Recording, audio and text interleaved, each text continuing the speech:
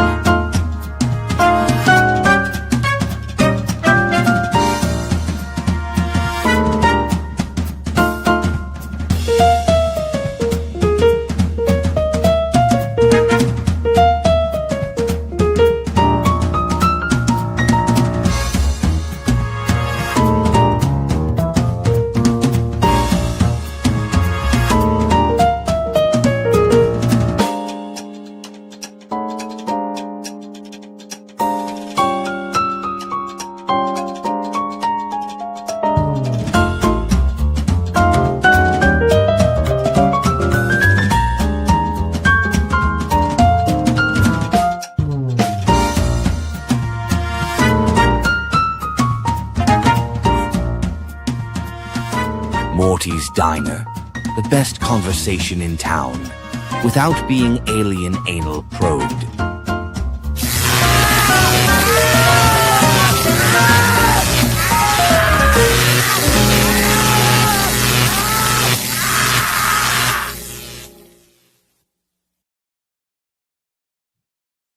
Yes, indeed, and good evening, everyone.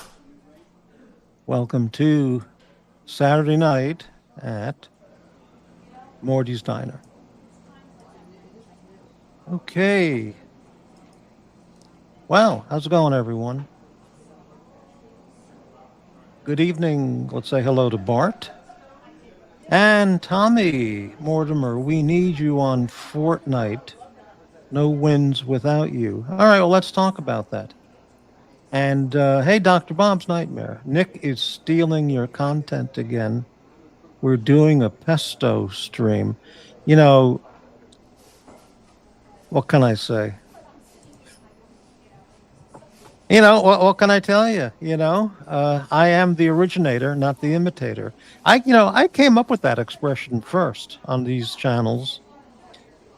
In my interview or conversation with Original OC, I use that expression. And then I've heard that used by, that guy and those channels.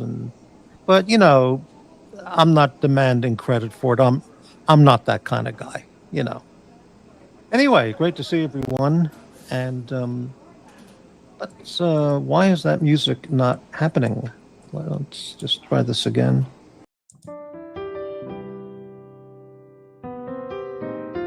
There we go. Very nice. Saturday night here at the diner. And Tommy's at the diner. I wonder what he's getting tonight, what he's going to order.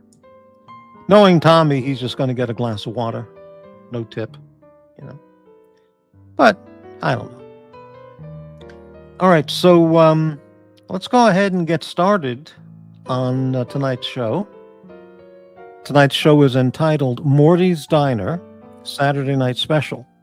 Tonight's topics are more talk about German beer, and I want to talk about President Trump and Portland, Oregon. Very exciting story there. So let's get started. Tommy, I'm gonna have to do a to-go order tonight. It's bedtime. Tommy, hang around for just a few minutes. I got to show you something. I'll do the second story first, okay? So hang on just a second. Let's look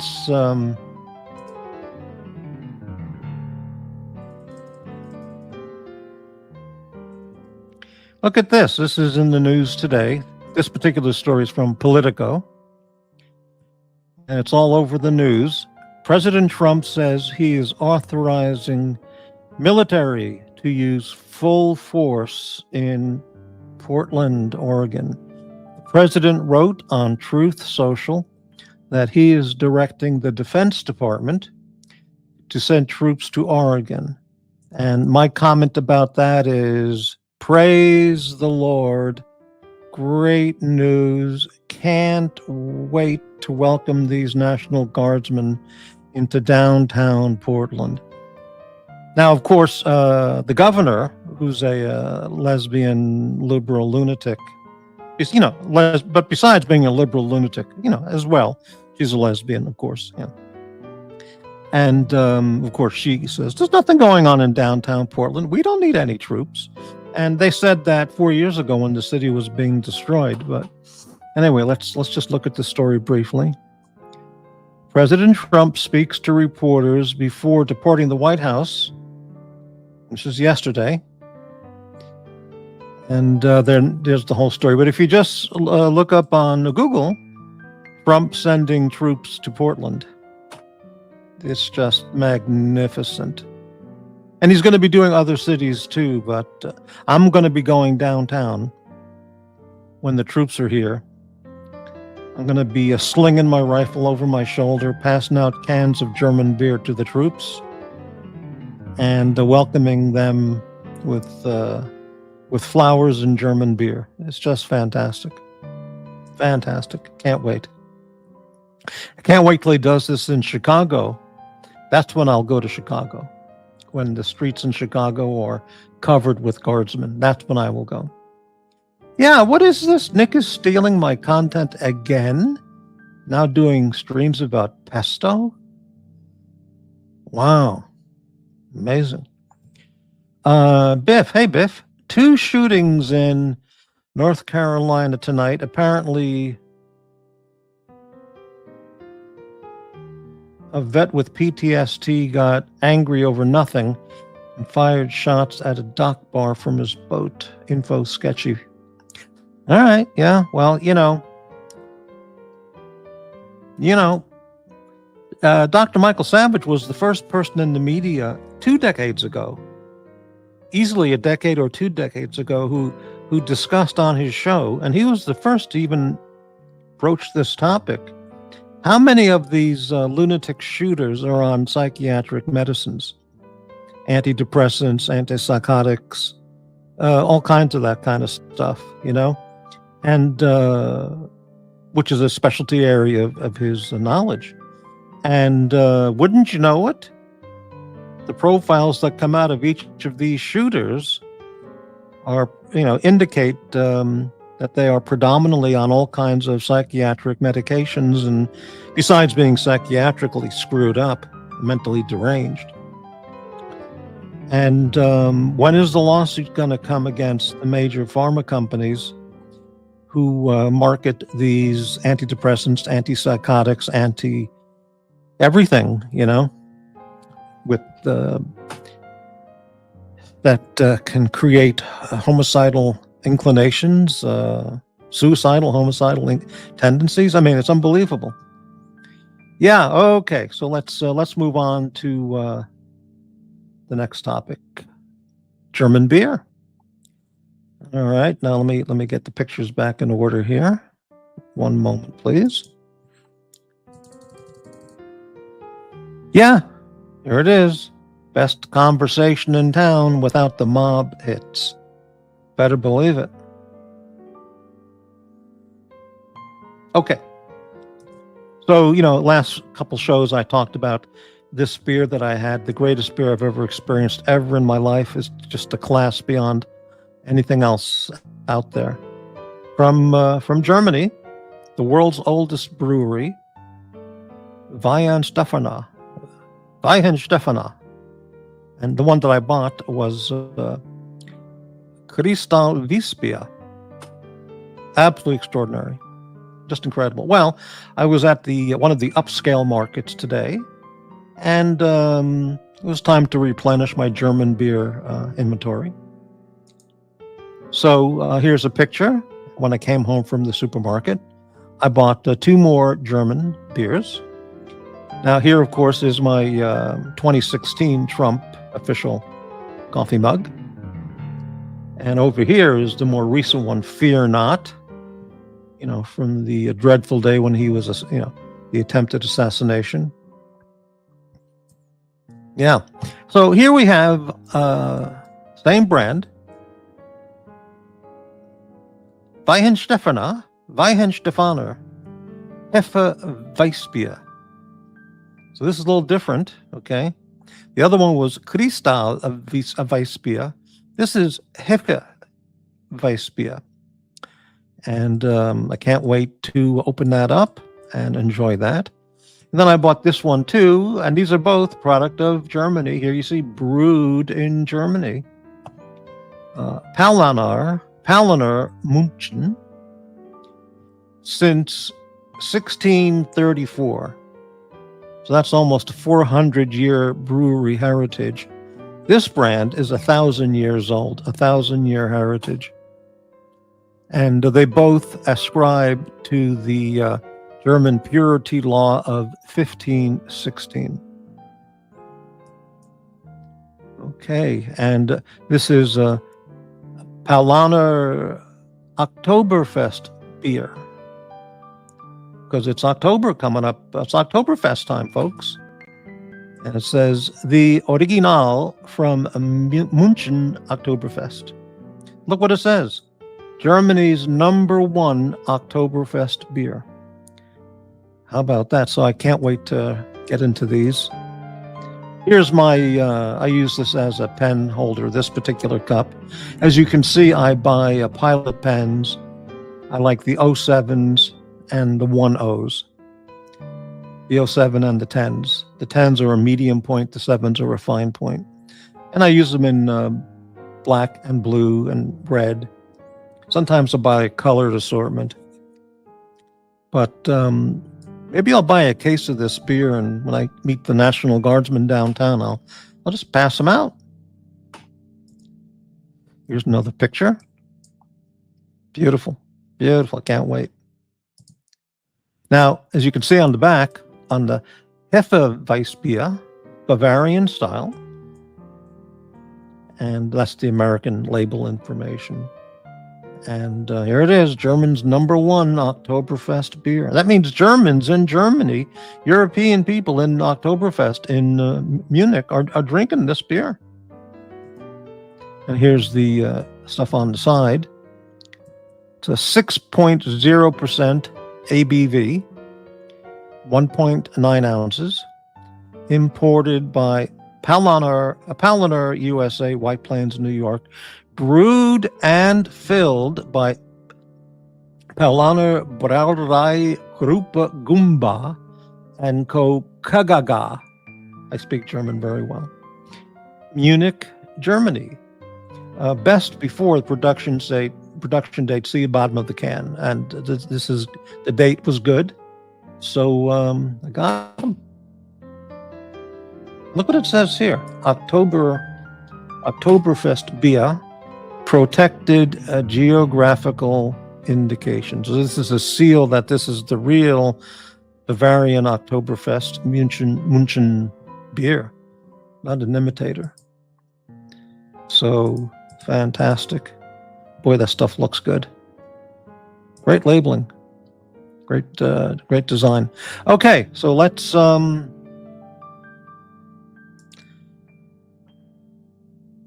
see if anybody else has joined. All right.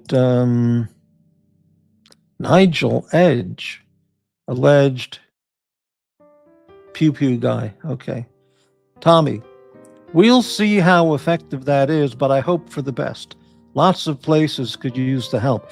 Frankly, Portland is not as bad as it was. I'm not saying it's getting better, but I have been downtown a couple times in the last month, and it is a bit better, but stores are closed everywhere, you know.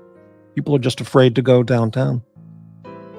But, you know, Chicago, Seattle, Baltimore, Camden, all these cities, you know, Detroit, sending the troops everywhere, clean them all up, get rid of the gangs, you know, and the crime.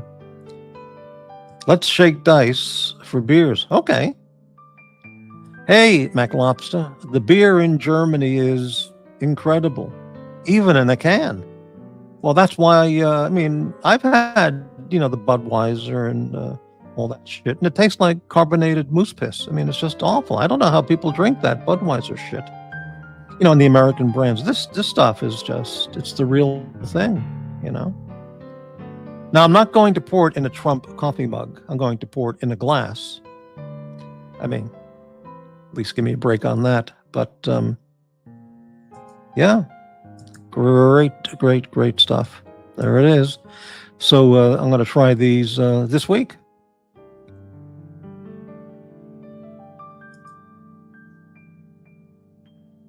I know Tommy's, of course, I'm sure Tommy's been to Germany. I'm sure he's stayed at the top hotels in all the cities, first class all the way. And, but who knows?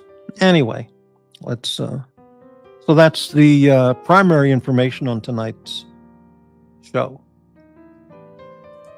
Tommy, what's funny is that beer in Germany is like $1, and people don't buy it because they find it, and people don't buy it because they find it boring, not great.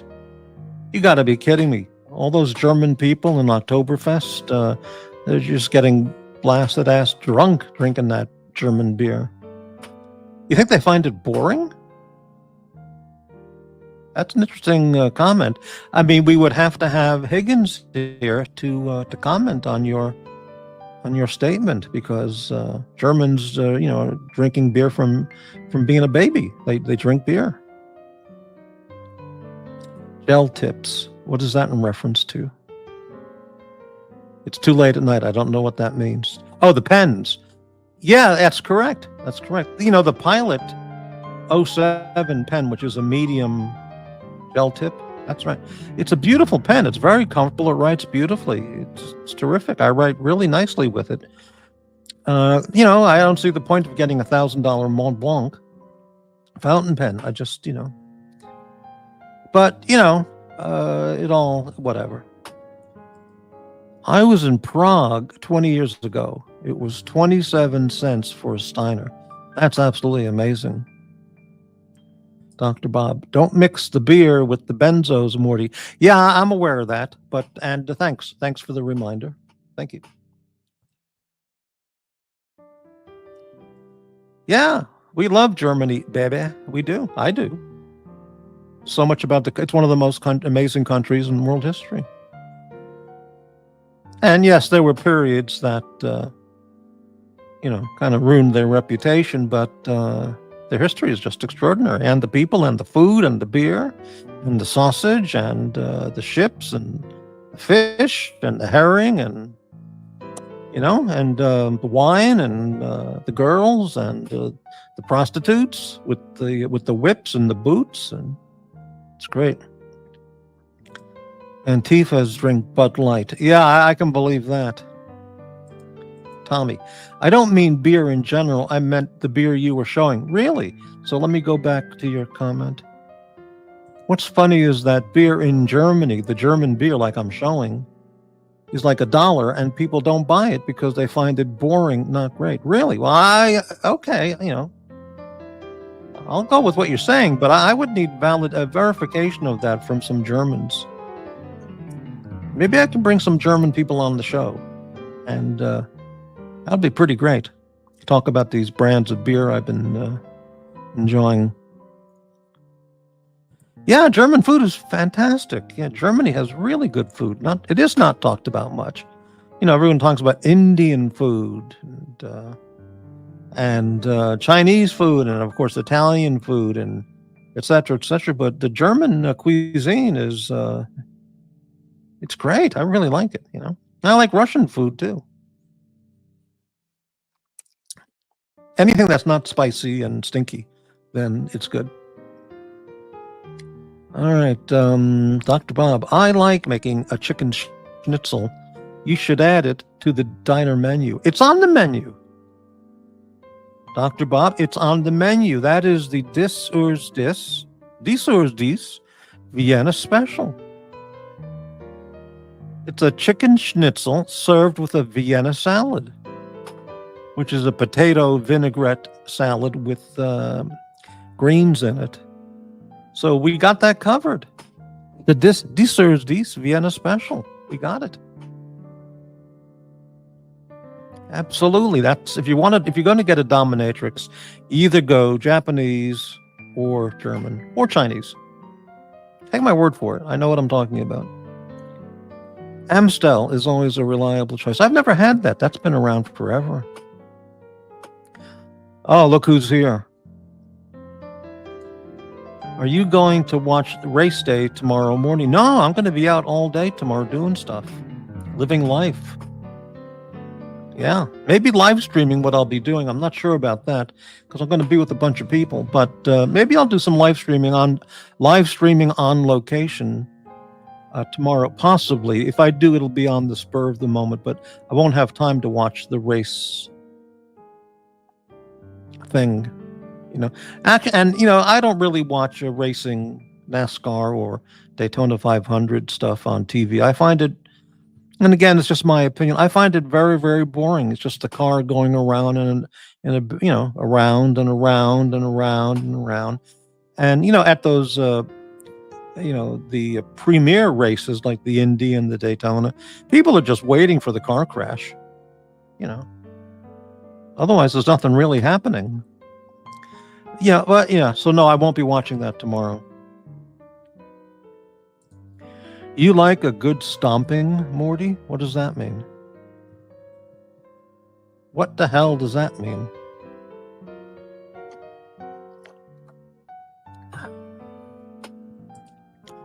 My friends live outside Nuremberg. Food, beer, even real estate is very reasonably priced.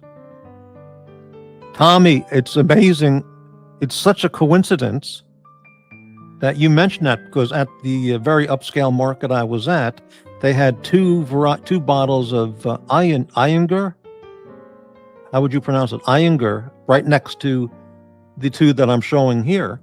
And I did look at them, and one of them said, one was a Dunkel, a dark beer, which I knew I would not want. Maybe I would try it, but I don't like dark beer.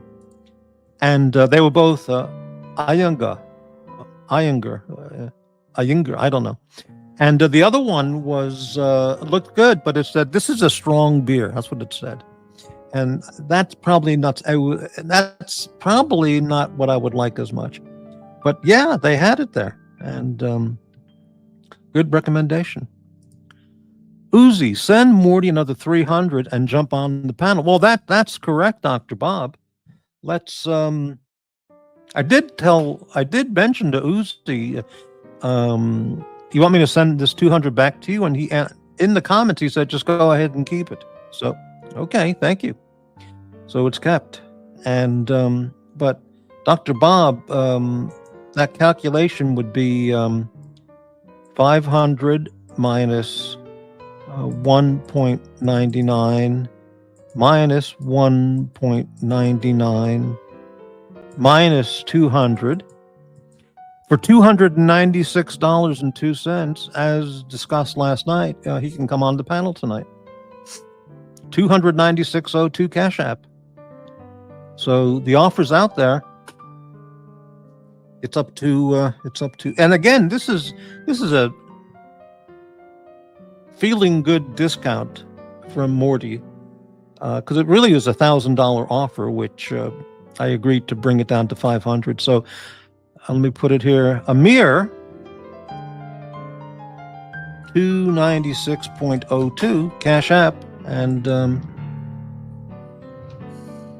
that's all it will take. Okay.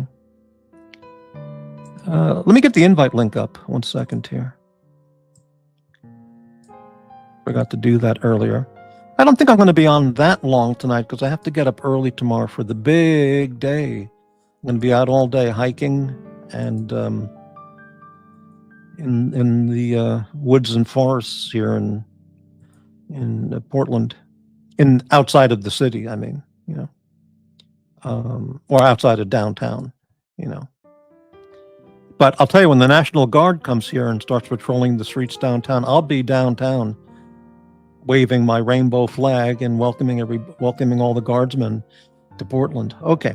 Morty, those people have exposed you for coming from generational wealth. Who exposed me? And how does anybody know this? I've only told a couple people this, and they promised they would never discuss personal stuff like that.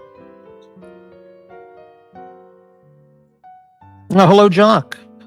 How you doing? It's been a rough month. Really? Well, okay. Expose my generational wealth. What's the stomping thing? Uzi comes from generational wealth also. That's nothing. Well, apparently so, because he drives a tow truck and he's got money for $37,000 of shit coins and $37,000 for watches and another $37,000. And the latest was he wants to buy a Platona. So he's got lots of dough. So maybe he does have generational wealth. Who knows? Maybe he's a trust fund kid. I have no idea. Mac Lobster, you going to keep that 200 after what happened to Mike? Well, I don't know what happened to Mike, but I asked Uzi on the show last night, do you want me to send it back to you or what? And he said, just go ahead and keep it. It's on the chat. That's what he said. So I'm going to send that 200 to the Chicago, New York travel account. A fund, yeah.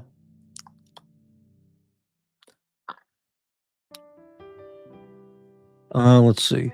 Those people, well, what? I don't know what's happening because I think stomping is code for foot fetish videos. Foot fetish videos? Who the hell's doing foot fetish videos? Wow. You know that photo of that guy sucking on the feet, sucking on the toes? Holy shit. Incredible. What do you mean you're getting cooked by Morty? What does that even mean? $30,000 a month allowances, right? Hey, Okay. Anyway, the invite link is up if anybody wants to join the panel. And, yeah. We can talk about whatever you want, for the most part. And the offer's out for Uzi if he wants to do that. I don't know why he would want to come on my show. He's been so mean to me. Really mean. But, who knows? Let's get that other picture up there, which is that's enough for the beer. Here we go. This one. Just magnificent.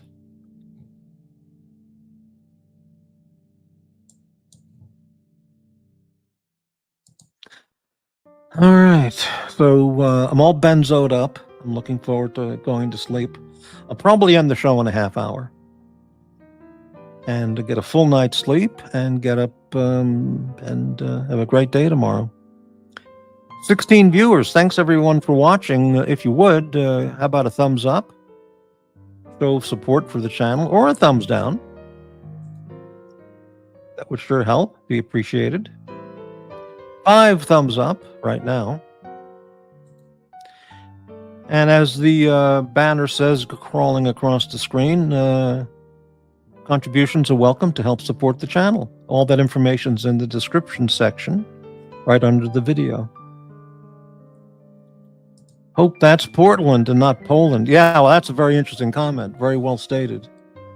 Yeah. Hey, well, what do you think about this? I think Tommy might have left, but that story about Secretary of War Pete Hegseth has called in 800 of his top military leaders from around the globe to come to the Pentagon for a meeting. And, I have my own opinion of what that's going to be for. He's going to fire them all, He's got information about that thing flying through the sky that's going to attack Earth or crash into the planet Earth, and it's the end of it's a total extinction event. But I think he's bringing them all in for a war briefing because we're on the precipice of World War III. Now, bringing 800 generals and high-ranking officers all in one place, that doesn't sound like a smart thing to do, But, one missile can take them all out when you think of it. But But that's what I think it's about. We're on the verge of World War III. So stock up on your MREs, your canned beans, your canned tuna, toilet paper, bottles of water. I mean, this is the time. Don't be caught short-handed, because when the news breaks, there's not going to be anything in the markets. They'll be totally ransacked. Oh man, that would be great. Tommy, Mortimer, try Augustiner Edelstoff next. I've never seen that one. Augustiner Edelstoff. Okay, if I see it, I'll pick it up. Guy Gadwa. Speaking of generational wealth, Tommy, hop on, baby. Is Tommy generational wealth? I thought he did some investing with his college tuition and hit the jackpot and made a shitload of money, and he's set for life. I don't know his personal story. Here it is, asteroid Atlas 3I have a dark matter energy fueled by heated nickel. Yeah, I mean, it's all over. Whether they attack us, whether it crashes into the planet and it's an extinction event. Hey, it's okay with me. Yeah, that just relieves all the stress of paying my bills next month.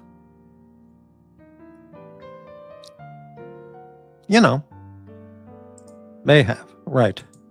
Oh, Atlas a 3I may have dark matter energy fueled by heated nickel. Remember that Star Trek episode with Scotty and the engines were tampered with by some Romulan spy or some spy from another planet who was on the Enterprise, and Scotty found out that the warp engine gas tank was mixing with the antimatter gas tank. And he said to Captain Kirk, and I'm not going to do the Scotty accent, I'm too tired, and it wouldn't be good anyway, but he says, Captain, do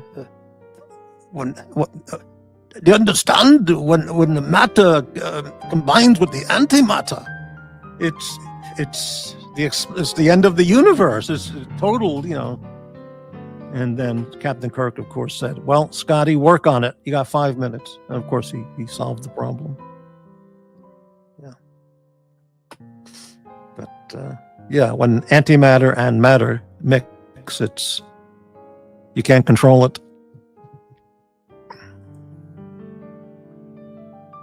I think you'll like it more. Okay. Augustiner Edelstoff. All right. All right. Very good. Well, the link is up. We got 15 viewers. Uzi's there getting his Cash App ready. And that's where we're at. I'm just hanging out. If anybody wants to talk about anything, introduce a topic, or, whatever.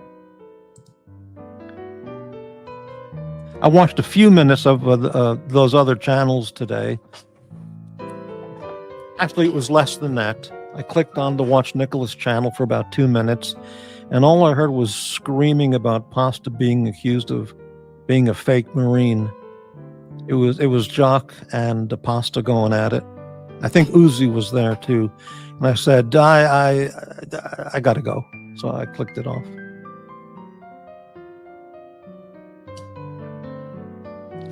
McLobster. My favorite beer is called Duchesse de Bourgogne. Tommy, have you had it? Duchesse de Bourgogne. I've never heard of that. No, haven't seen it. Yeah, it was very nasty and vicious.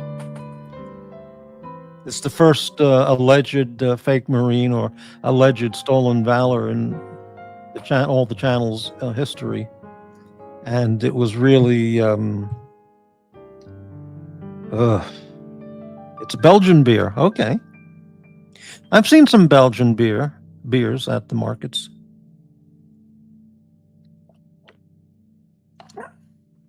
But a Belgian beer will, if I buy it, I'm going to be thinking of Jean-Claude Van Damme. And,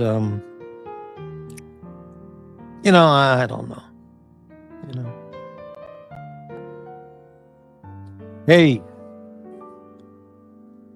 I bet you they put 2 National Guardsmen fully armed, because he's saying use full force. Fully armed, full battle gear. They're going to have at least 2 of them with a military jeep or something like that, parked right in front of Voodoo Donuts.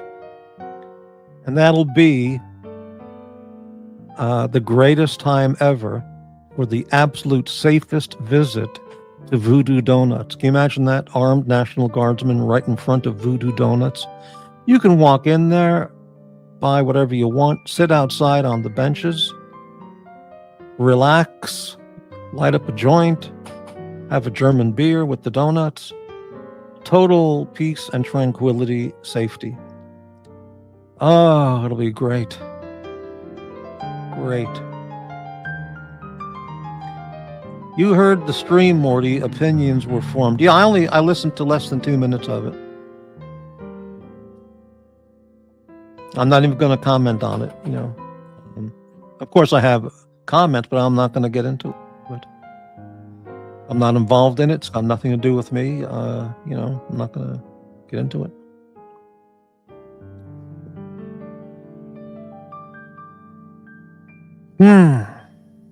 Amazing.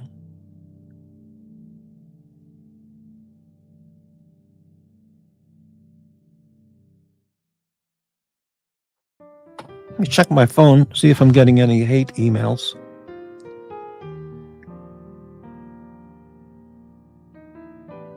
Oh, I bought at this gourmet market I went to tonight. I bought 2 beautiful looking organic eggplants. I should have taken a photo of that too, along with the beer, but enough's enough. But I bought the 2 eggplants, and I'm going to cook them with the recipe my French friend recommended. And she said she just slices them lengthwise in 4 pieces, no oil, no nothing, and puts them on a baking sheet in the oven 1 hour at 180 degrees, and then season to taste if you want when you take it out of the oven. So I'm going to do that. Fantastic. I haven't made eggplant at home, and I don't even remember when. Pickled eggs go great with beer. I don't know if I've ever had a pickled egg. I'm sure I must have as a teenager at some party or something, but I don't recall ever having that. Night Diver, socialist Marxist dude. I see. Dr. Bob, I'm off the weed, just on nicotine and caffeine now. Getting high on life, man. Really, you're off the weed? Okay. Just the nicotine and caffeine. Okay. Oh. I don't know if you're a beer drinker anymore, Dr. Bob, or you just moved on from that. But if you do drink beer, I'd suggest check out the beers that I'm talking about, or the one that I mentioned the last couple of shows. If you're not into beer, then okay. Thank you, GD, for the 100 pesos, straight from Argentina. Thank you. AD never calling, huh? Why doesn't this Lunesta and magnesium work? AD, what kind of magnesium do you take? I recommend for you need to get chelated magnesium glycinate. It's the most effective, the most bioavailable, and it gives the optimum results. Chelated magnesium glycinate. I buy from one or two companies, and I've been doing that for probably 30 years. And I use either Doctor's Best or Country Life. The thing about Doctor's Best, which is a very good product, the pills are very irregularly shaped, and they get stuck in my gullet. They're really hard to swallow. They're not smooth. They have edges on them. So I stopped buying that, and I buy Country Life chelated magnesium glycinate. I take 400 milligrams a day, and it is just a magnificent product. So that's my recommendation.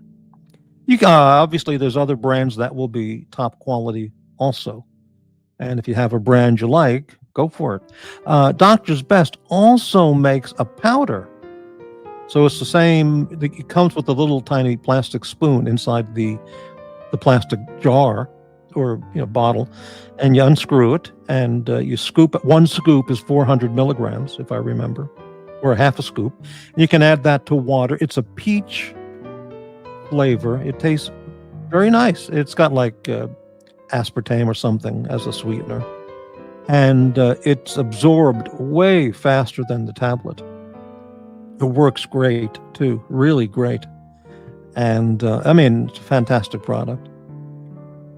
And I did once buy magnesium glycinate, chelated magnesium glycinate powder, but it was not flavored with any sweetener or peach or any flavoring, and it was absolutely undrinkable. The taste of it was just awful. But they improved it, and now they have, and other brands like Now Foods and others, they have a flavored magnesium glycinate powder, which you can just mix up with water or whatever you want. It's a tremendous product. Just fantastic.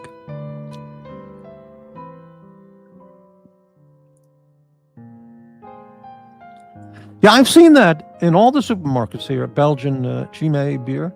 I've never bought it because they have a picture of a monk on it. And I know many monasteries make beer or brandy or stuff like that. I just never picked up a bottle of it, but I've seen it forever. Yeah, I guess I'll try that. Now I gotta talk to you folks. Okay. Right, okay. It's over. I'm probably got 6 months to live.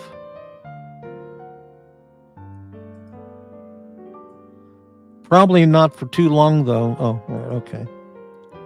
Med beds and light therapy, Patrick. I'm rooting for you. Yeah, Patrick, get one of those hospital beds where you can adjust with the remote control in your hand. You can adjust all the curves and waves on the bed. Get a really great sleep.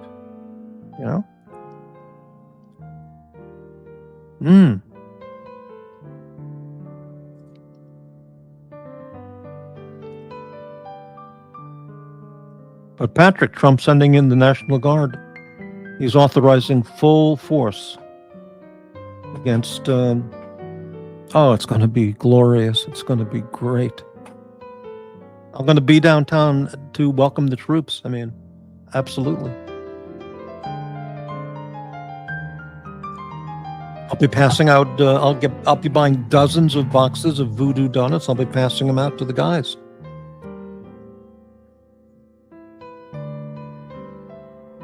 And I got to get that sling on my AR so when I'm downtown, I can walk around with it. Yeah, be great. No, you're absolutely right. Never. Never has. GD, Argentine channel member, 100 pesos. Thank you again, GD. Night Diver. I've got the nectar. It's worked wonders on my arthritic back. What nectar are you referring to, Night Diver? Tell us about it.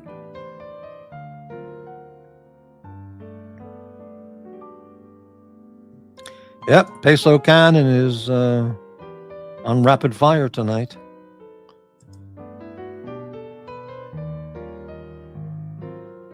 Oh, a Nectar mattress. That's an interesting brand name. Wow. Can you imagine?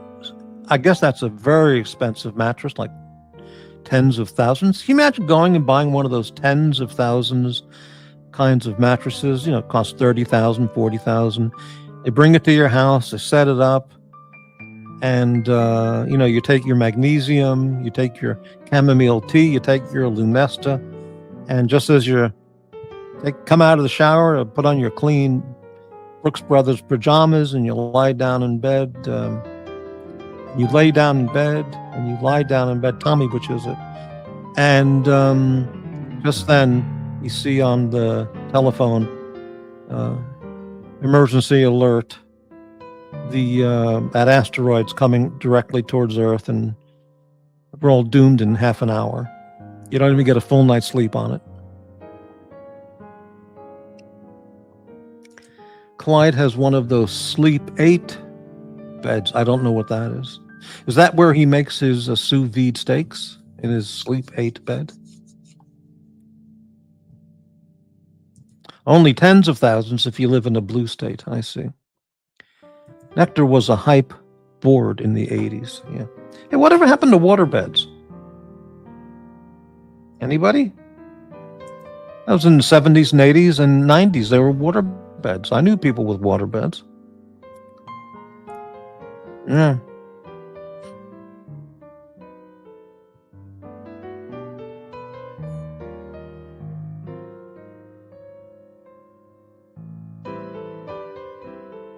So let me scroll back here. I think Tommy, I don't know if he's still here. He said, here it is. We need you on Fortnite. So how would this work, Tommy, if you're still there? I buy the game from some website, and then I don't know how to play it. So who would I be playing with is the first question. Like what, you? And who else? I have to know who I'm playing with, you know. You know what I mean. You know, is it Blondie? Hey, that would be great, you know. This? Yeah, sure. Yeah, but I have to know who would be playing in the group, because that would be a big, obviously, deal breaker, if you know what I mean. But yeah, I mean, that certainly sounds good.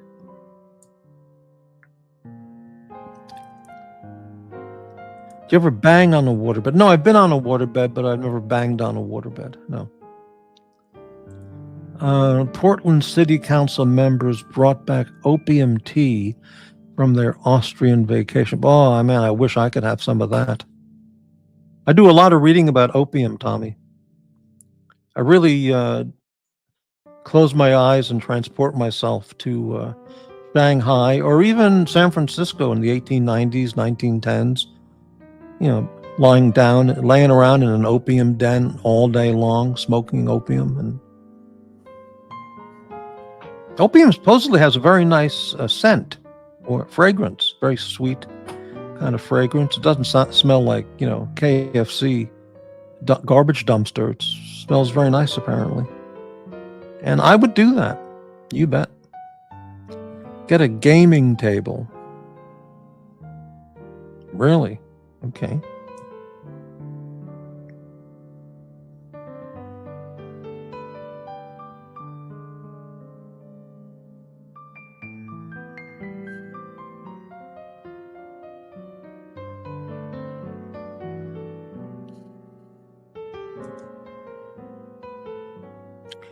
Portland is full of dope heads. Well, that's absolutely right. And they all wear Bernie Sanders t-shirts and Antifa t-shirts.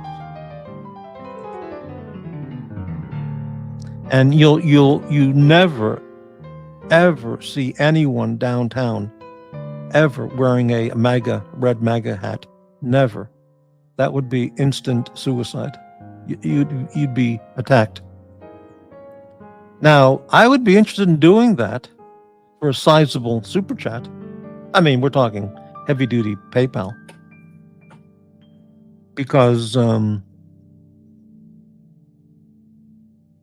know, I could go downtown right on stand over by Pioneer Place and where everybody hangs out and, you know, play some guitar wearing my MAGA hat and just count the minutes on my chronograph, on my Swiss Army chronograph, how many minutes it takes for me to be attacked, assaulted, and anally raped by the Portlanders.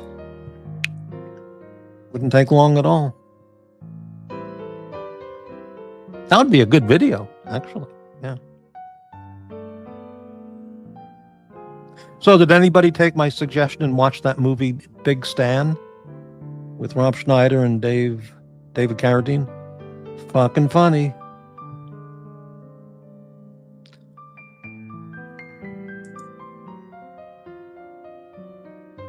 Yeah.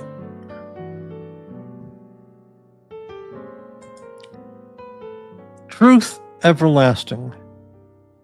Liberals don't mind when Trump was being maliciously politically persecuted on trumped-up charges. But when he has his Department of Justice look into real wrongdoing by Comey and others, then they have a problem. Well, the Democrats are all sick and vicious and America haters and traitors and all full of shit. And that's absolutely correct. Dilaudid is my painkiller of choice. Well done. Good choice. AD, my old boss lived in Lake Oswego. I was in Lake Oswego today. My old boss lived in Lake Oswego. That's in Oregon. That's a suburb of Portland. He said his teenage son played a game called Hippie or Homeless while driving and seeing tents along the highway. Oh, well, I mean, you can't imagine how it's changed. I mean, the people living in tents and on the sides of the road and downtown, it's kind of like Calcutta. It's getting there.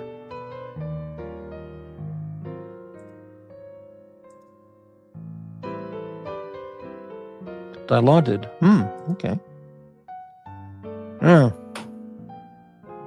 If the Democrats run this city without any interference or contact from the Republicans, then Portland will turn into the equivalent of Calcutta. You know what I mean? And the Willamette River will become the Ganges River, full of filth and dirt and manure, cow droppings, and people will be washing their laundry and bathing in the Willamette River, just like the Ganges. Be incredible.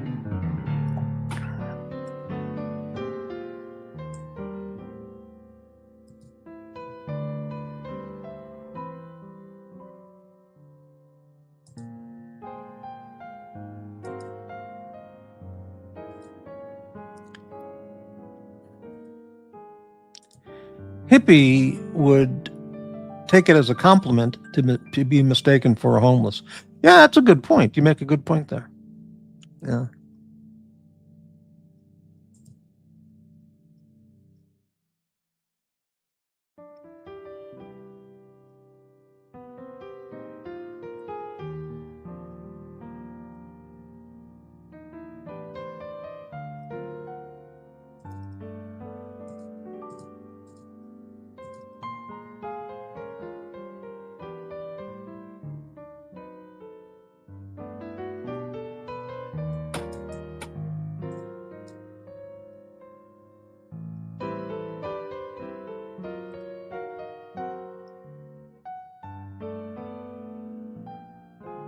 Fear not.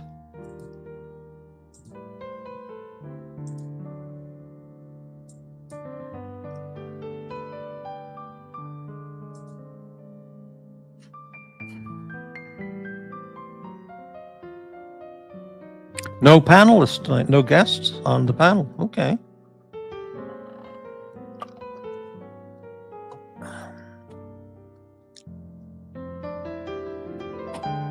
Hey, when I was at the supermarket, I went to buy a bag of coffee. I buy ground coffee. I don't do the whole bean thing anymore. I stopped doing that some years ago.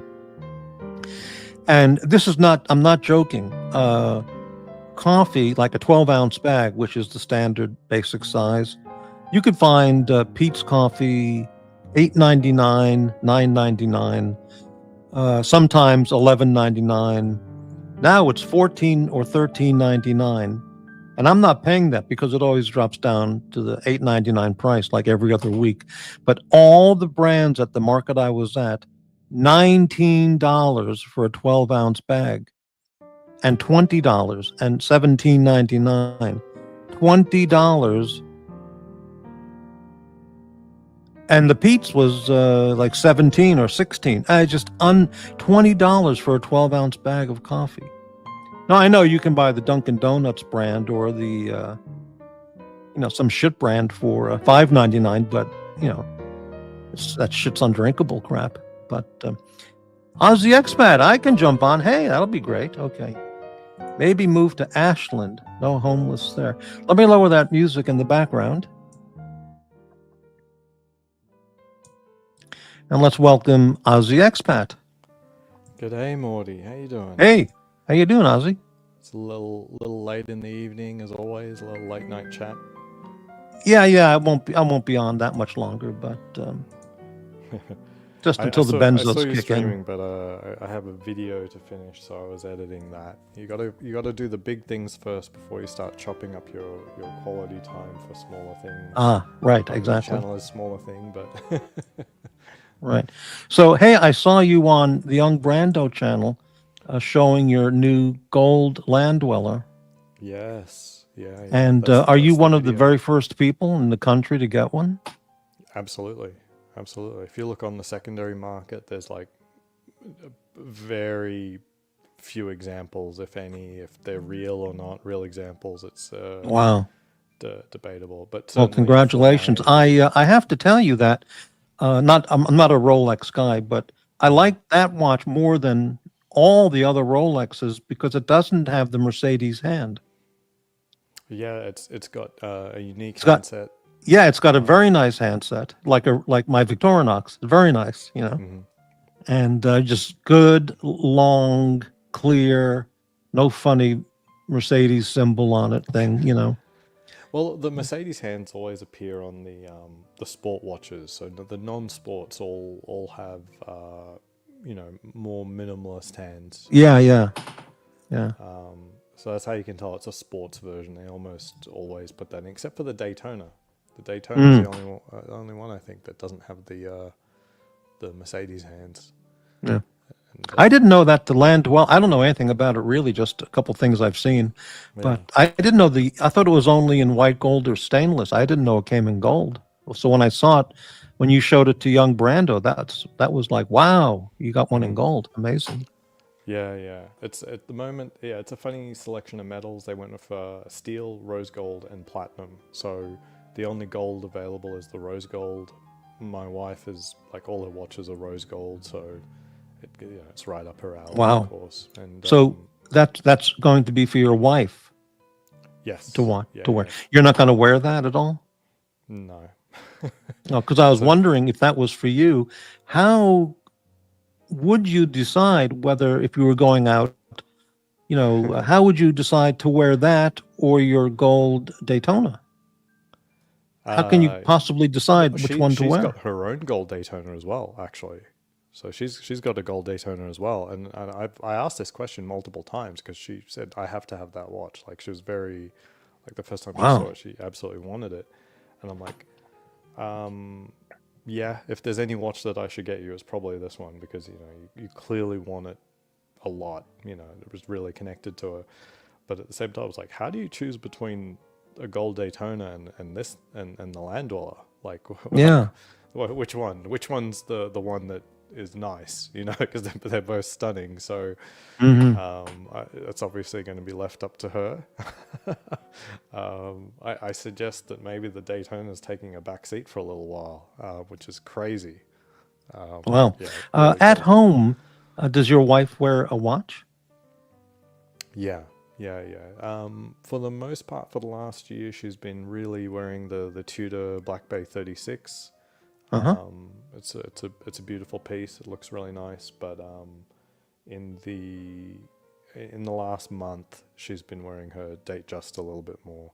We've sort of tried not to wear the Rolexes as much of her because her Rolexes just are insane. Basically, like she doesn't have any trash Rolexes. She's got only insanely coveted ones, and it's sort of like, geez, I don't know if you want to beat that up. I've been trying to find for her a beta watch. So we got the Tudor in the meantime, and I'm like, it'd be great if your daily beta was a Rolex, but you can't just start daily wearing a gold piece, or at least we don't feel like you got to do that too. Does your wife have any non-luxury watches in her collection? The first watch I bought for her was a Seiko. Right. She doesn't wear that anymore. Right. So the problem with the Seiko isn't that it's a Seiko, it's that I had sort of modified it to look like a Rolex Yachtmaster, just for her to get a feel whether or not that kind of a watch or wearing a watch was something that she would like. And Yeah. eventually we got the Yachtmaster. So at any point, like, she wants to wear a watch like that, she'll wear the Yachtmaster and not the Seiko. Is it the Yachtmaster with the nautical stuff on the dial? No. So that's the Not, it's the other Yachtmaster one. 2. The Yeah, Yachtmaster is more just like a Submariner. Yeah, I know what that looks. Yeah, right. It's more of an elegant Well, it looks watch. great. Yeah. Truth Everlasting asked, does she collect firearms too? She kind of is more of a collector than I am, but we're sort of still starting. We've only got competition firearms, and so she's got her own competition firearm, a pistol. But when it comes to collection, I've actually been trying to find a Desert Eagle in gold. Yeah, I It's a mean, bit of a 10, challenge. 20 years ago or more, the Desert Eagle was offered in like more than 10 finishes. Chrome, stainless, matte stainless, black. The one she wants is titanium nitride, which looks like gold, and Right. it is in tiger stripe. It's $3,600. So it's a, Well, if you got that that's size definitely of a collection, then you need a handgun like that to protect that's a it. collector's piece for sure. I mean, that would go well with the Land Dweller, I think. Mm-hmm. Wow. Yeah. Wow. So yeah, she does have a DJ36 fluted Jubilee, but it's the one with the palm fronds laser dial, which is a very exclusive / hard to get dial. So it's not your everyday DJ beater, but what am I supposed to do? We either buy another Just 36 and then say that's the beater, or just use the one that she loves. So we've decided, you know what, even though it's a bit of a travesty to use that watch and put it through the ringer as such, that's what it's for ultimately. That's a watch that she'll always love. It won't matter that there's scratches. She's enjoying it, and the more that she gets to enjoy it, that's what matters. We don't live forever. When and I don't mean to get personal here, okay? Yeah. I mean, on this channel we do the alien anal probing, but I don't want to get personal with you in particular. But when it's an evening like date night for you and Yeah. Mrs. Expat, and you're getting dressed up like in your fireman costume, Right. and she's putting on her nurse costume, do you also like stand there and decide which watch to go as we, before we begin? Yeah, 100%. Like that's decided usually the week before, because I need to go to the bank to get any of these things out. We don't just walk around. So, Good planning, right? So we always have a little huddle. We say, what are we doing? Double Daytona, or we're doing it low key? You do Yachtmaster, Right. or do like a Got it. Submariner or Right. something. Right. So it depends on the Good event. planning. You have good open communication with your wife. That's very nice. Yeah. Our go-to right now is our his and hers gold Daytonas, and that's something we dreamed about for a long time. And I gave her gold Daytona on our 10th anniversary. We did a drive-through wedding here in Vegas to renew our vows. She gave me a Batgirl. I gave her the gold Daytona. And ever since then, I just felt like that wasn't a good pairing. That was just a logistics thing. Like Rolex wouldn't sell us 2 gold Daytonas in a couple months is basically what that was. So in the last year that I've gotten my gold Daytona, we've been pairing up with double Daytonas going out. It's quite a thrill. I mean, if you think having dinner with me, if one gold Daytona in the room, going to Right. Daytonas is the way to go. But now I got to get a Land Dweller myself. I got Yeah, right, I right. got to keep up. Wow. Do you or your wife have any German watches?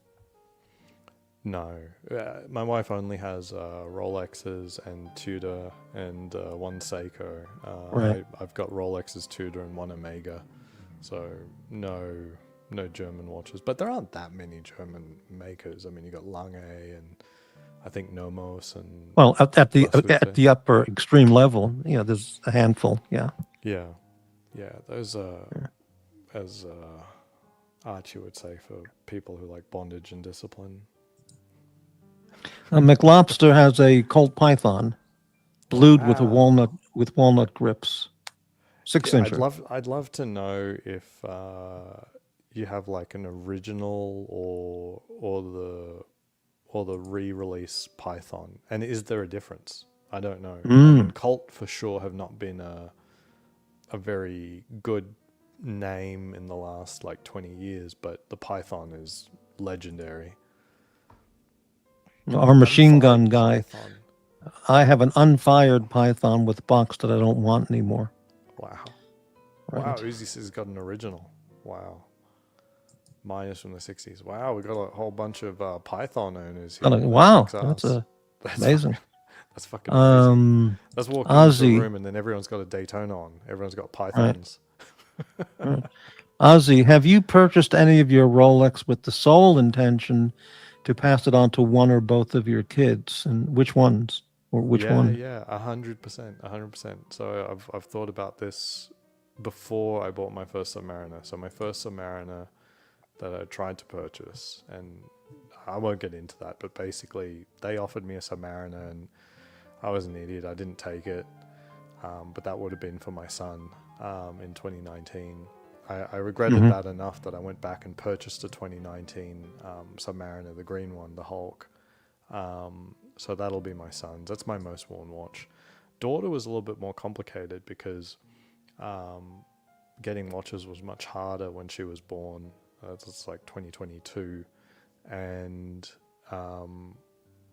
it was a girl, so it's a little bit difficult to, because there aren't as many watches for ladies as there are men's watches, and so we kind of were thinking like, what's unisex? The other factor is that the first watch that we selected, the Hulk, is like it's very much a hype watch and it's worth a lot of money.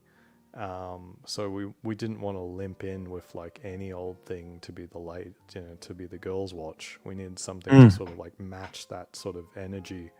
So we were very lucky to get an OP36, the new colors that everyone is very, Yeah, very when your looking forward kids to. are like 6, 7, 8, are you gonna think you'll probably take them to a Swatch store so they can get their first watch, or would Swatch just not be acceptable even for a No, 6 year they old? already have their first watches. They've got some Casio Ah, F21Ws. Yeah, right, right. those are amazing.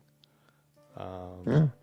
I've got, I don't know. I've got video on here with my two kids wearing their watches because we went to the event on Thursday night last week, and it was a lot of fun. Like it was a Grand Seiko event, so there was a lot of people there, and the kids were having fun.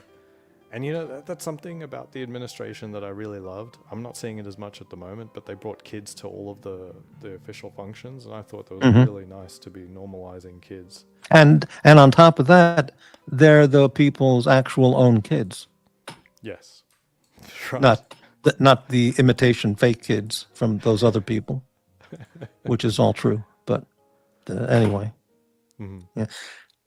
So, you have an opinion on Mrs. Macron being a male or a female? Um, I see very little evidence that that's a woman. Yes, There's yes. very little evidence to state to disprove the conspiracy theory. I'm going to say it's a conspiracy theory, but that doesn't Yes, mean that it's not true. Okay. yes. All they're talking about. They're going to submit photographs and baby pictures and all. All they have to do, all she has to do, is give a DNA sample, and to 4 or 5 top level university research labs, and have it tested. That's it. Nothing else. Yeah. I mean, it's kind of interesting that it even got to this point, but it's a case of Streisand effect, obviously. Like Mm, she let it, he let it, they let it get too far with respect to trying to debunk claims right, without actually debunking them. I mean, right. that's just really stupid. like if you're going to debunk a claim, then debunk it. Don't just sort of wag your finger and gaslight everyone saying, "Oh, there's no evidence." I was like, "What do you mean there's no evidence? They've shown quite a lot of things that add up pretty well, and if you're going to debunk it, debunk it. Otherwise, I mean, if I were an shut your everyday multimillionaire like Doc's report, or AD Never Calling, Decamillionaire, and all this stuff, I would publicly on a TV show say I'll give Michelle Obama $5 million cash for her to take a DNA test to check her chromosomes and XX or XY, and we'll pick 10 major university research genetic labs, and if it proves she's a female, without question, then she gets $5 million to do whatever she wants with. Right. How could she refuse that? Or Well, how could he refuse that? Candace Owens already made a bet. I think, but I don't think it was with Macron directly. Who did she bet against? I think it was Piers Morgan. I think she already made $100,000 bet and won. But I don't know if he's paid up. Right. Gampers, do you think my son will resent me if I leave him a Zinn watch? Look, if your son, if you've brought him up to appreciate watches, you've got a good chance, okay? But you have to think, like any old person on the street, if you hand them a Zinn, regardless of it being nice, they probably won't start wearing it. You know what I mean? Like you got to think, like most people don't wear watches. Yeah. So Campers, I think your son will resent you more if you'd eat all the chocolate babka and just leave him the cinnamon. But yeah. But I'm not planning on giving the watch willy-nilly. I'm not going to give up my Hulk that easily. I'm going to wait until my son makes me a granddad. It's not going to be it's not going to be some college watch or something. It's going to be important to me as well. Yeah. So you'd have a grandkid expat. That'd be pretty good. Yeah. Dr. Bob wants a 5.7. Everything I have now is a big bore. Yeah. That's a pun. I love the Ruger 5.7. Yeah. I think that's really good. I don't like the FN 5.7. I've never really liked the look of it and the safety up on halfway down the gun. It's so stupid, but the Ruger 5.7 looks incredible. Yeah. If I'm correct, the 5.7 in like that Ruger handgun would be like a little step above 380, but below 9 in its power and ballistics and all that. I think 5.7 is complicated. No, it's meant to be armor piercing, so it's shooting tiny projectiles. I think like 40 grain or similar, but at like 2,000 feet per second. Yeah. So and you get a 20 round mag, I think. Yeah. So. Yeah. It's sort of like a Magnum 22, basically. That's the way to think about it. It's like Super Magnum 22. Well, that'd be very good. 22. Yeah. WMR. It's a big pistol, so it's not practical for unless you're Clint Eastwood. It's not practical for carrying. The Ruger 5.7 isn't bad. Neither is the FN 5.7. I think. I don't think it's that bad. So what's the inches? Barrel length 5 inches. So it's a 5-inch gun. So really? Okay. Gun. Yeah. I think the 5.7 is actually a little bit more svelte. It's a tiny bit smaller. Let me see. It's a barrel length. I think the 5.7 is actually smaller. 4.8 inch. Yeah. So it's still full size, but you could do it. Okay, yeah. I just think that the safety positioning on the 5.7 makes it not a carry gun, because it's literally like if you've got the trigger down here, the safety is up here. I'd have to look at it again. Yeah. It's kind of silly. I guess you're sort of got your finger on that part. Like when you draw, you should have your finger out touching that component, and then I guess you just flick it down and then you can go at it. But I don't like the idea. It doesn't seem safe to me. I mean, if you holster, the safety gets covered by the holster, because it's also covering the trigger guard. So there's a potential. When you holster it, you could knock the safety off. It seems a little bit silly. Wow. Okay. Aussie, what do you think of all the conspiracy theories surrounding the Charlie Kirk assassination? Do we really want to get into that this late at night? We don't need to go too far. I think Yeah. that there's good reason not to trust the FBI and official narratives. But some of the ballistic stuff is getting a little bit silly. But these were just misconceptions that haven't been like thoroughly vetted out yet. Like he was wearing body armor, it's like a ricochet, blah blah blah. The only thing ballistically that I see very very weird is no exit wound. But I think what people haven't really looked at that much is that you have to remember that the round was coming like down, not a lot, like maybe 20 degrees, but people don't sit up like flat on a plate. He was sort of like in a thing like this. So if you look at where my lower neck is, Yeah. it's basically already in line with my back. So it's plausible that it, and what they say is what happened is that it didn't like stop inside his neck. It went into his torso. Do you know, into his did they chest cavity. retrieve the bullet?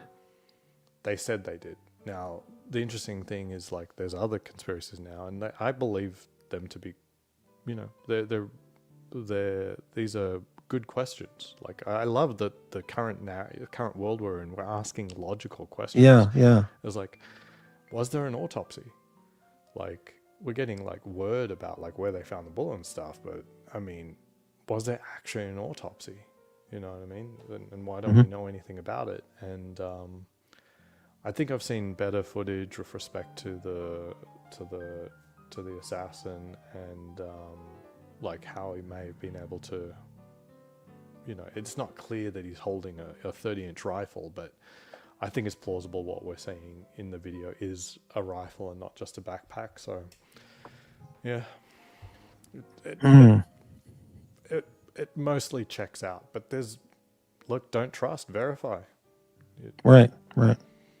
Okay, AD, I'll refrain from the decamillionaire label. We'll just call you an EDMM, like Doc's report. It's okay. What's it, EDMF? Everyday multimillionaire. That's Doc's. That's what he calls himself. Right. Right. What is not at all? I don't know what he's referring to. AD, I'm very interested in this new SIG M7. The U.S. Army switching to smaller caliber bullet than 5.56, but lighter and easier to carry more in battle. Sig Fury. I don't think it's smaller.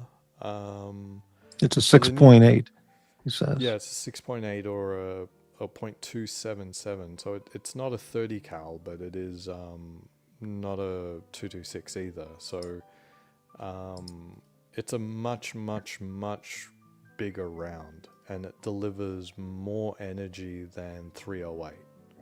So we're going back into the world of like full battle rifle with supreme performance calibers. I mean, no one laughs at 308, and the round that they'll be firing out of the M7 is more powerful than 308. So, you know, I don't know. I mean, if you've ever had to lug 308 around, it's not fun. I don't think it'll pan out. I think it's a decision that was sort of born out of having to encounter enemy at very long distances, and you know, once you're at these long distances, you absolutely do need a round like that. You just don't have the effective range. But it's apparent that with, you know, Ukraine, most of that sort of like trench warfare, and some of the engagement distances are like 6 feet. I mean, we're getting back to a time now where people, like it had been hypothesized that we won't see any more Victoria Crosses and stuff like that, because it has this verbiage that says you can't award a Victoria Cross unless you're like in the face of the enemy, quote unquote. It has this like proximity requirement to the Victoria Cross. and it's like engagement distances just aren't like that anymore. Yeah, yeah. But in Ukraine, that's what they're seeing. Like they're turning corner to corner inside of trenches and diving for cover and it's really is that close. It's right up. It's like less than 2 yards away. Some of the engagement distances that these people are fighting and engaging each other in. It's quite brutal, quite old school in a way. Well, Aussie has been compared to Nick Cage. Have you seen the Snake Eyes similarities? I don't know what that comment even means. I mean, maybe he says like Snake Eyes era Nicolas Cage is closest to myself. Quite possible. Really? I think so. Okay. Yeah. No, I don't see the evidence going on. Right, okay. Let's see. From what I've read, the loadout with the M7 will be almost 100 less rounds.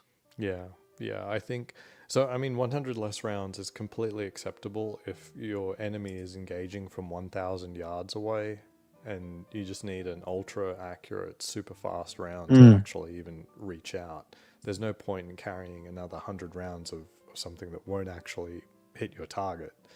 But the thing is, like, army accuracy has never been that incredible. Now, I have seen people like, oh, I was in the army, I did like 500 yards and hit a target. It's like, yeah, but it looks like a man, like they have a man silhouette. But if you actually go out into the range, which most of them never do, because it's a manned range where they have people out down range who'll fix the targets and stuff. It's not the grunts that shoot that fix the targets. The targets are the size of a car, so they're literally shooting at barn doors and then saying, oh, I was able to shoot a barn door. But it's more of a confidence thing. They want their troops to put rounds down range, and then the eggheads with the pencils say, if we put this enough rounds down range, then we're gonna either suppress or kill the target. So as long as they can convince the soldiers to put their head up and actually shoot down range. Which is the biggest thing, actually. I don't know if you remember seeing like after action reports and stuff like that. Most soldiers, like during a battle, will not fire a round, is what they found again and again. Really? And so the main thing that they need to drill in training is like, get your head up, fire the rounds, because you're a hero. You know what I mean? It's like Wow. But the reality is, like in the 3D. In a 360-degree battlefield in which most people found themselves in the global war of terror, and maybe in Ukraine as well, is that you don't know where the fuck the enemy is. Like, bullets start impacting your position. Do you know which? If there's visibility of your position of over, say, 300, 600 yards, you're now having to scan 3.14 times 600. You've got like kilometers, multiple kilometers of horizon that the person could be firing from.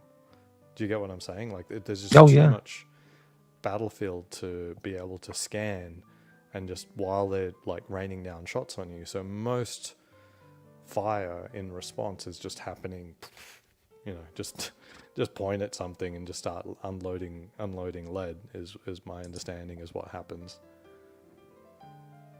Yeah, Bob, you're right. A proper plate at 100 yards looks like a dot over the letter I. I mean, it's remarkable to hit that. Underestimate what things look like, like 100, 200 yards. I mean, they're not difficult targets to shoot for a real gun and an okay scope, but target identification is like half the battle. Like, but in a 360-degree battlefield, like even just identifying where the shots came from, I mean, that's not going to be simple. Yeah, I think they're going for accuracy rather than spraying the zone. Yeah, it seems to be the case. Maybe there's some technology that they have that makes the case for having more accuracy rather than just launching thousands of rounds downrange is the way things will go. Like, for example, if they've got some sort of devices that from the sound can automatically detect which direction the shots are coming from. Maybe they've got something like that. How about heat-seeking bullets? They can immediately go right to the body that's in the vicinity. Yeah. Yeah, that would be interesting. Yeah. You have any revolvers, Aussie? No, I thought about getting a 686. And there was someone in the chat talking about they saw Yeah, a 686. I thought about getting a 686. But that's for competition. So if you're going to shoot revolver in competition, like the most common revolver is a Smith & Wesson 686. Yeah. Potentially in 9mm or 38 and 10 round. You go for 8 round. You go for the 8 round version, and it's a trade off. Basically, you can go for the 6 round version. You got to shoot a hotter round, but you got to reload more, like a lot. Like some of these courses of fire have 32 rounds, so you then need to have 5 reloads to finish the course of fire, and that's going to take time. So if you go to 8, you might be able to save a reload or 2, depending on the course of fire and where things are. So yeah, it's an interesting game. It's definitely a skill, like to be able to reload at speed a revolver. Yeah. And it's also a skill just even using a revolver. Like the way you pull a trigger is like very different than a striker or hammer-fired gun, because it's always double action. Yeah. You ever see those videos of who's that guy with Smith & Wesson, Jerry Michalek? Yeah, Mitchell Tiger. On his speed shooting with the reloads. I bought a whole bunch of Smith & Wesson stuff just because of Jerry Michalek, for sure. It's and unbelievable. I bought his shotgun as well. I bought his yeah, right. Yeah, Jerry's the best, but it's unbelievable. Yeah. He's not perfect with regards to instruction, because he describes doing things, and he's got lots of beautiful videos where you see him, doing what he does in slow motion. And then if you look at what he does in slow motion, it's not what he describes.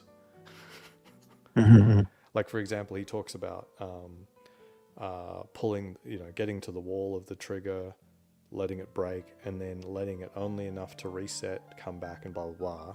So it's talking about, like, in theory, that makes sense. Like, you only let it out as far as you need it to, and then you get back on. That would be getting to A to B the shortest way.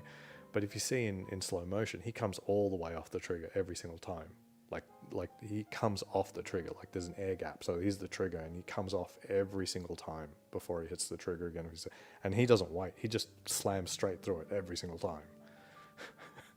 Well, he probably shoots like 1 million rounds a year. Yeah. Wouldn't be surprised. Yeah. Yeah, absolutely. I'm getting back into shooting lately, actually. I've been doing a lot more. Having fun, but my gun, the SIG P320, has been banned from a lot of competitions, so I'll just wait till they how do we say it? Until they regain their composure and think about it for a second. And look, even if you think the P320 can go off with a drop or something like that, all of the other competition guns, like the 2011s, the 1911s, you think the Shadow 2s, do you think any of those are drop safe? No, they're not. Those are absolutely not drop safe. A Shadow 2 has killed a range officer, I think 3 years ago, after being dropped. No one in competition has been killed with a P320, and by far and away, it's the most popular striker-fired gun in competition. I kind of like to see what would happen with Alec Baldwin in a P320. But yeah, then we could believe him when he'd say he didn't pull the trigger. Yeah. He had the most amazing gun. It fires on its own without pulling the trigger. Just amazing. Yeah. I pull the Alec Baldwin card as many times as I can. So. Well, all right. I have to get to bed. Okay. It's about midnight now, so. All right, Morty. Yeah, you look pretty awake right now. Yeah, well, you seem had pretty a awake. little bit of a nap at like 8 p.m. I had a big Italian dinner, and I just completely like I needed that post-dinner coffee for sure, but instead I just slept it off. So I'm a little bit awake. Well, great. Well, congratulations on the wife's land dweller. It's really a stunner, you know? Thank you. Yeah. And thanks everybody for watching tonight. And I'll be back whenever. Don't know. See you, All right. Morty. See everyone. All right. Thanks a lot, Ozzy. I'll see you. Good night, everyone.